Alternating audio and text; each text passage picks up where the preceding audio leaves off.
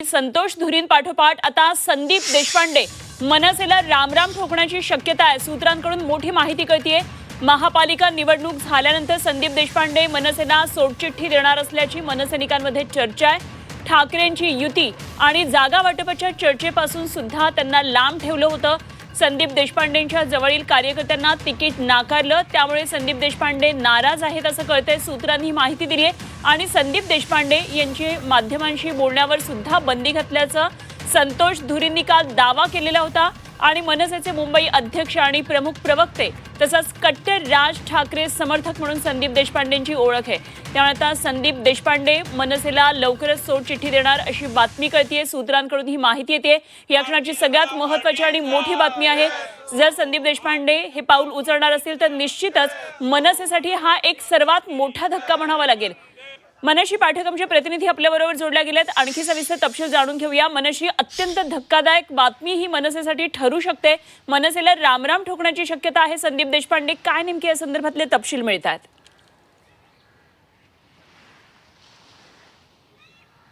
खरं तर संतोष धुरी यांनी जेव्हा भाजपमध्ये प्रवेश केला तेव्हापासूनच या चर्चांना वेग आलेला होता की संदीप देशपांडे देखील नाराज आहेत। संदीप देशपांडे नाराज असण्याचं मुख्य कारण आणि जी मनसैनिकांमध्ये मनसेच्या वर्तुळामध्ये चर्चा आहे ती अशी की ठाकरे बंधूंची युती असो किंवा जागा वाटपाची चर्चा असो, यात कुठेही मनसेचे मुंबई अध्यक्ष असणाऱ्या संदीप देशपांडेंना स्थान देण्यात आलेलं नव्हतं। ते स्थान का देण्यात आलं नाही असा प्रश्न जेव्हा त्यांचे जवळचे मित्र असलेले आणि आता भाजपात गेलेल्या संतोष धुरींना आपण विचारला तेव्हा त्यांनी असं सांगितलेलं होतं की ठाकरे बंधूंची युतीच होऊ शकली नसती जर संदीप देशपांडे या चर्चेत असले असते, कारण अतिशय ॲग्रेसिव्हली त्यांनी मनसेसाठी जागा मागितलेल्या असत्या। माहीमवरती जे गाडं अडलेलं होतं चर्चेचं ते सुद्धा संदीप देशपांडेंनी इतक्या सहजासहजी हातातून जाऊ दिलं नसतं। त्याच्यामुळे एकंदरीतच संदीप देशपांडे हे जागा वाटपाचा मुद्दा असो, त्यांच्या जवळच्या कार्यकर्त्यांना न दिलेलं तिकीट असो आणि सोबतच ठाकरे बंधूंची युती जागा वाटपाच्या चर्चा यापासून जाणीवपूर्वक त्यांना लांब ठेवणं असो, या मुद्द्यांमुळे नाराज आहेत। कुठेतरी त्यांच्यामध्ये अस्वस्थता आहे असं त्यांचेच परममित्र असणारे संतोष धुरी सांगतात। ज्यावेळी संतोष धुरी यांनी भाजपात पक्षप्रवेश केला त्यानंतर सुद्धा संतोष आणि संदीप आपल्याला एकत्र बघायला मिळत आहेत। अगदी मॉर्निंग वॉक जो दर दिवशी ते घेतात शिवाजी पार्क कट्ट्यावरती, त्या ठिकाणी आज सुद्धा ते एकत्र दिसले। विशेषतः शिवाजी पार्कमधला चहा कट्टा किंवा मॉर्निंग वॉकचा हा जिप्सी कट्टा इतका प्रसिद्ध आहे की ज्या ठिकाणी सर्व पक्षीय कार्यकर्ते हे येत असतात, दादरकर येत असतात, शिवाजी पार्कमधले रहिवासी येत असतात आणि त्यांचं सुद्धा हेच म्हणणं आहे की हे दोघे मित्र एकमेकांची साथ सोडणार नाही। ज्या अर्थी संतोष धुरी गेलेले आहे त्या अर्थी संदीप सुद्धा आता मनसेला रामराम ठोकण्याच्याच तयारीत आहे। आणि इतकंच नाही तर येणाऱ्या 15 तारखेनंतर म्हणजे महापालिका निवडणुकीनंतर अनेक मोठे चेहरे हे मनसेतून गळतील असं संतोष धुरी यांनी सांगितलेलं आहे आणि त्यापैकी एक चेहरा हा संदीप देशपांडेचा असू शकतो अशी सुद्धा माहिती आता सूत्रांकडून मिळते। खरं तर संदीप देशपांडे यांची वेगळी ओळख करून देण्याची गरज नाही, कारण मनसेचा तो एक महत्त्वाचा चेहरा आहे, प्रमुख प्रवक्ते आहेत। इतकंच नाही तर मुंबई मनसेचं अध्यक्षपद त्यांच्याकडे आहे आणि राज ठाकरेंची साथ त्यांनी गेली अनेक वर्ष ठेवलेली आहे। अनेक त्यांच्या संतोष धुरींनी असं सुद्धा सांगितलं की अनेक प्रलोभनं आम्हाला दोघांनाही आलेली होती, अगदी मातोश्रीहूनही आम्हाला आमच्याकडे येऊन सामील व्हा अशी ऑफर आलेली होती, मात्र त्यावेळेस आम्ही ती ऑफर नाकारली। मात्र सध्या कार्यकर्ते नाराज आहेत, पदाधिकारी नाराज आहेत आणि त्यामुळे संदीप देशपांडे हे सुद्धा संतोष धुरींच्याच प्रमाणे मनसेला रामराम ठोकू शकतील अशी शक्यता आता वर्तवली जाते। अगदी मनशी अशी संपर्कात रहा। आपल्याबरोबर संतोष धुरींची प्रतिक्रिया आपल्याकडे पोहोचली आहे, पाहूया काय नेमकं संतोष धुरी म्हणतात। संतोष धुरी आपल्यासोबत आहे। संतोषजी, सर्वप्रथम तुम्ही भाजपमध्ये प्रवेश केलात त्याची मागची कारणं तुम्ही यापूर्वी देखील सांगितलेली आहेत। एकंदरीत जागा वाटप आणि त्यानंतर निवडलेले उमेदवार यांवरती तुम्ही नाराजी व्यक्त केली होती। मात्र आता प्रश्न असा आहे की तुमचे जे अतिशय जवळचे मित्र आहेत संदीप देशपांडे, अगदी मॉर्निंग वॉकला तुम्ही एकत्र, आम्ही तुम्हाला अनेकदा फिरताना बघितलेलं आहे, आज सुद्धा तुम्ही एकत्र होतात। संदीपच्या मनात नेमकं काय आहे हे त्याचा जवळचा मित्र असणाऱ्या संतोषला माहीत नाही असं होणार नाही, तर काय आहे संदीपच्या मनात? नाही, मी काल पण सांगितलं आणि मी आज पण तेच सांगतो की अन्याय हा दोघांवरही झालेला आहे, लाठाडणं दोघांनाही झालेलं आहे। मग ते एखाद्या दोघांनाही मिळून बँड्राच्या बंगल्यावरून लाथाडण्यात आलेलं आहे आणि नंतर इकडनं लाथाडण्यात आलेलं आहे। ते काही असून दे, पण दोघांनाही लाथाडण्यात आलेलं आहे। माझं मन एवढं मोठं नाही की मी तिकडे थांबेन की एवढे जर अपमान झाला असेल आणि आपल्याला अशी वागणूक पुढे पण मिळणार आहे फ्युचरमध्ये. अजून कशात काही नसताना जर अशी वागणूक मिळते आणि जर उद्या त्यांना वाटत असेल की आम्ही सत्तेत येणार, आम्ही हे करणार, तर उद्या आम्हाला कशी वागणूक मिळेल हे मी लक्षात घेतलं आणि मी बाहेर पडलो. संदीप देशपांडे यांचं मन खूप मोठं आहे. मी त्यांना समजावण्याचा प्रयत्न केला पण त्यांनी काय ते ऐकलं नाही आणि मी निघालो तिकडनं.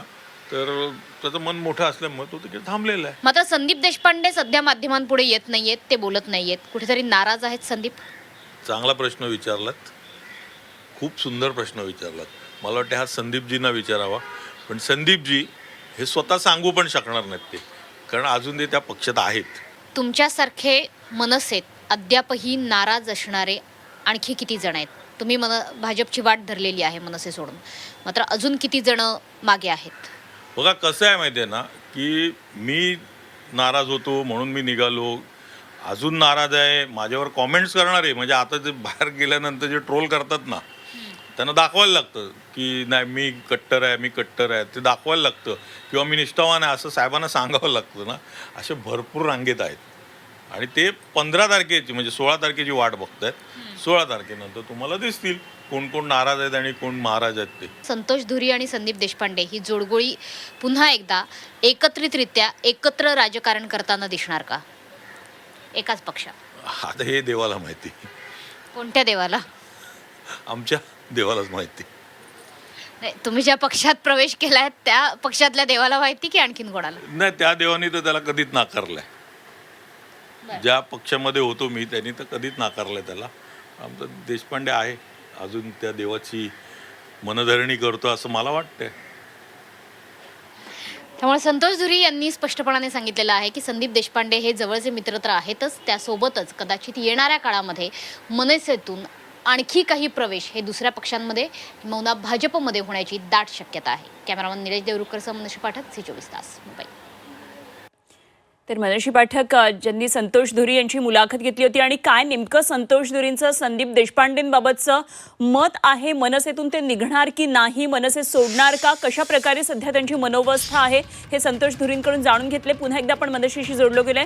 मनशी, आत्ता आपण जो संतोष धुरी यांच्याबरोबरचा संवाद ऐकला, यामधून एक महत्त्वाचा फक्त प्रश्न असा उपस्थित होतोय की संदीप देशपांडे यापुढे भाजपची वाट चोखाळणार का, हे मात्र अजून स्पष्ट नाहीये आणि हे शिफ्टिंग कितपत सहज शक्य होऊ शकतं?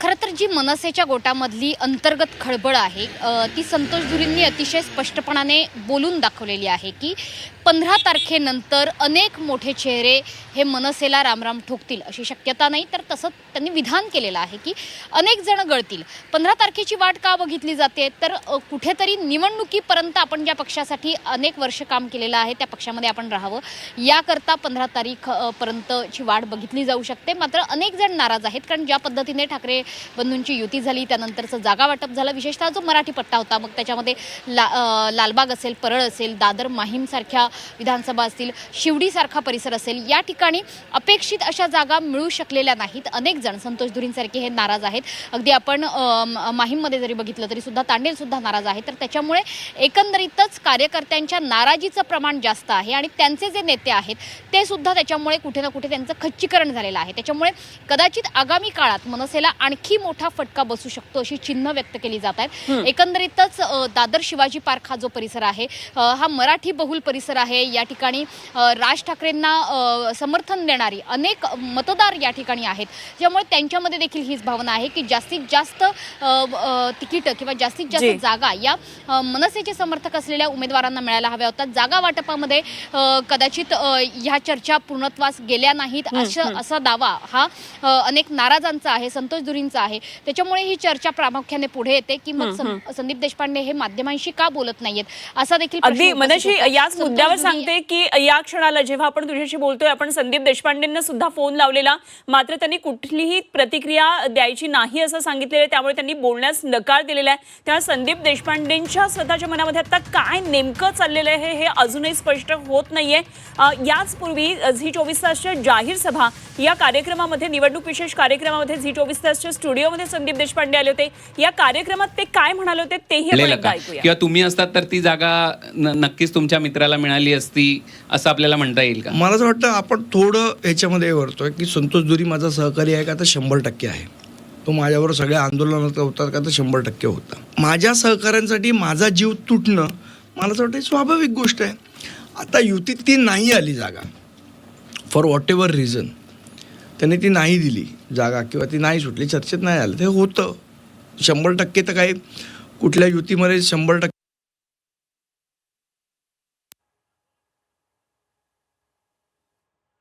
तर जाहीर सभा या आमच्या विशेष कार्यक्रमामध्ये संदीप देशपांडे यांनी त्यांची ही नाराजी व्यक्त केलेली होती. अर्थातच नाराज होतो आणि माझ्या सहकाऱ्याला अशा प्रकारे जागा न मिळणं हे साहजिकच आहे. नाराज मी आहे असं त्यांनी सांगितलेलं होतं.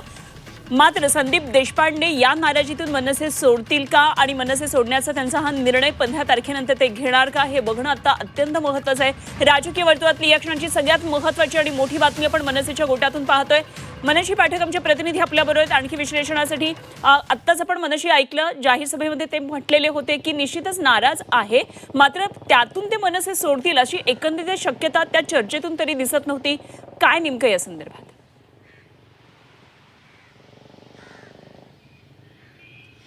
अर्थातच ज्या पद्धतीने संतोष धुरी दावा करतायत की 15 तारखेनंतर मोठी गळती लागेल, तर 15 तारखेनंतर नेमके कोणकोणते चेहरे हे मनसेला रामराम ठोकण्याच्या तयारीत आहेत याची स्पष्टता अद्याप तरी आलेली नाही आहे. कारण अर्थातच निवडणुकीची रणधुमाळी सुरू आहे आणि गेली अनेक वर्ष मनसैनिकांनी खरं तर या निवडणुकीची वाट बघितलेली आहे. कारण कोविड काळ 2017 सालच्या नंतर न झालेली महापालिकेची निवडणूक, यामुळे या निवडणुकीमध्ये इच्छुकांची संख्या सर्वच पक्षांमध्ये ही स्वाभाविकपणे जास्त होती. त्याच्यामुळे तिकीट आपल्याला मिळावी, जागा लढवायला आपल्याला मिळाव्यात, संधी आपल्याला मिळावी ही प्रत्येकाचीच भावना होती. त्यामुळे प्रत्येक पक्षामध्ये या नाराजांची संख्या जास्त आहे. विशेषतः जेव्हा ठाकरे बंधूंची युती झाली तेव्हा दोन्ही पक्षांमधली नाराजांची संख्या वाढली. कारण अर्थातच जागा वाटप हे दोघांमध्ये करावं लागलं, त्यामुळे नाराजांची संख्या मोठ्या प्रमाणात आहे आणि कदाचित याच नाराजीचा फटका हा महापालिका निवडणुकीत बसू सुद्धा शकतो. त्याच्यामुळे 15 तारखेनंतर नेमका निकाल काय येतोय याच्यावर सुद्धा ही पुढची सगळी राजकीय गणितं ही अवलंबून असणार आहेत. मात्र तरी सुद्धा जागा लढवायला न मिळणं, तिकीटं न मिळणं, जागा वाटपात संधी न मिळणं या मुद्द्यांमुळे अनेक जण नाराज आहेत आणि कदाचित त्याच्यामुळेच मनसेला मोठी गळती लागू शकते असं विधान संतोष धुरी यांनी केलेलं आहे. संतोष धुरी हा चेहरा खूप महत्त्वाचा चेहरा राहिलेला आहे दादरमधला. अगदी संदीप देशपांडे जे मुंबईचे अध्यक्ष आहेत मनसेचे, कायमच मनसेचा आवाज राहिलेले आहेत, त्यांचा राईट हँड म्हणता येईल अशा पद्धतीने दोघांमध्ये मैत्री आहे. त्याच्यामुळे ही दोस्ती तुटायची नाही अशी काहीशी भावना दोघांच्याही मनात आहेत का याची चाचपणी सध्याच्या घडीला सुरू आहे. त्याच्यामुळे मनसैनिकांमध्ये जे वातावरण पसरलेलं आहे किंवा संतोष धुरी जे दावा करतायत की संदीप देशपांडेंनी माध्यमांशी बोलू नये असं त्यांना सांगण्यात आलेलं आहे, हे संतोष धुरी सांगतायत. त्याच्यामुळे एकंदरीतच नाराजी किती मोठ्या प्रमाणात असू शकते त्याचा अंदाज लावता येऊ शकतो. त्याच्यामुळेच या नाराजीचा फटका कुठे ना कुठे महापालिका निवडणुकीमध्ये बसतोय का, निकालानंतर नेमकं काय राजकीय चित्र निर्माण होत आहे हे बघणं महत्त्वाचं आहे.